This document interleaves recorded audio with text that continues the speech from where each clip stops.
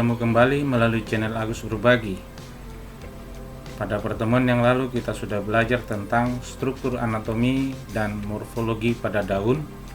Kesempatan ini kita akan lanjutkan pembelajaran kita tentang fotosintesis. Sebagaimana kita ketahui pada pertemuan yang lalu ketika kita belajar tentang lapisan-lapisan anatomi pada daun, ada jaringan palisade atau parenchym palisade dan ada spons, di mana pada lapisan itu terdapat banyak zat hijau daun atau kloroplas yang berperan penting di dalam fotosintesis. Nah, baik, kita lanjut. Yang dimaksud dengan fotosintesis adalah proses kimia yang terjadi pada tumbuhan hijau dengan bantuan energi sinar matahari untuk membentuk gula atau karbohidrat dan oksigen dari karbon dioksida dan air.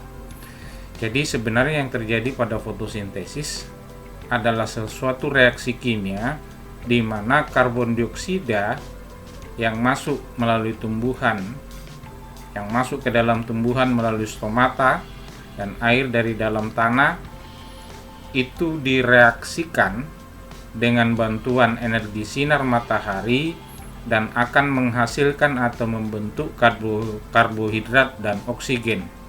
Dan reaksi ini terjadi di dalam zat hijau daun. Dengan bantuan zat hijau daun, maka reaksi ini terjadi lalu menghasilkan karbohidrat dan oksigen.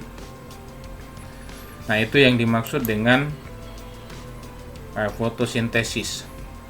Nah, pertanyaan sekarang adalah bahan apa saja yang mutlak diperlukan dalam sebuah proses fotosintesis.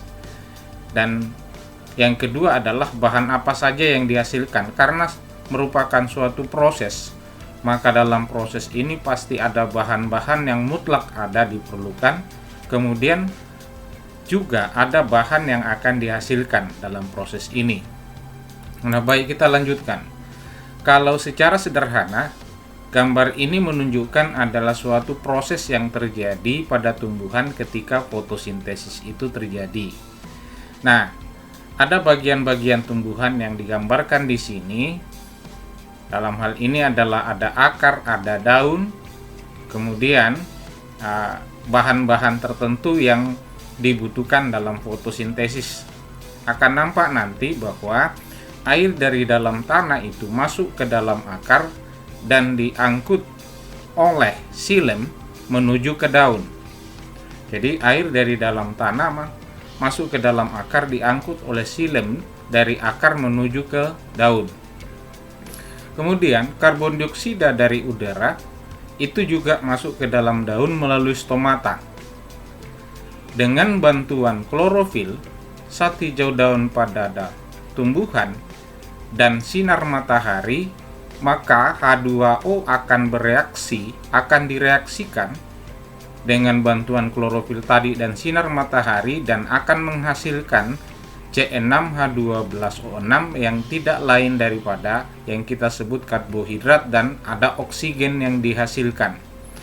Nah, ini reaksi yang terjadi atau proses fotosintesis yang terjadi pada tumbuhan.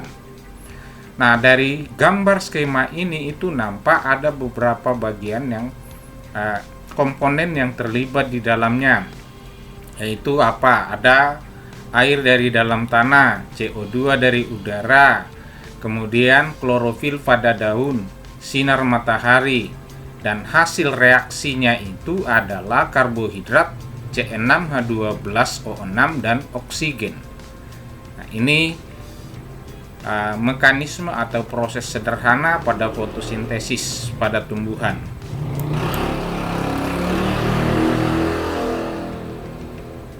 Nah, perhatikan gambar ini.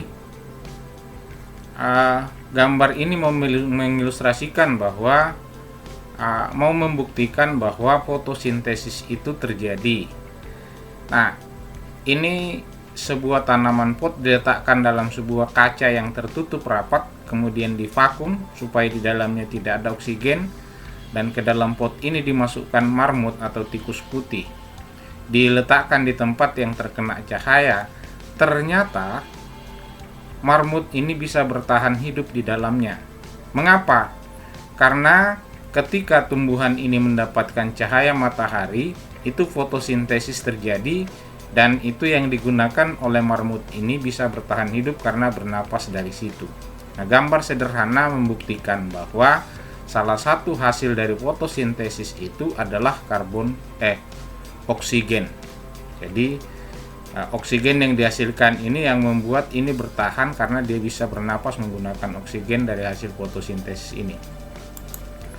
Nah, reaksi kimia yang terjadi pada fotosintesis adalah seperti ini, berikut.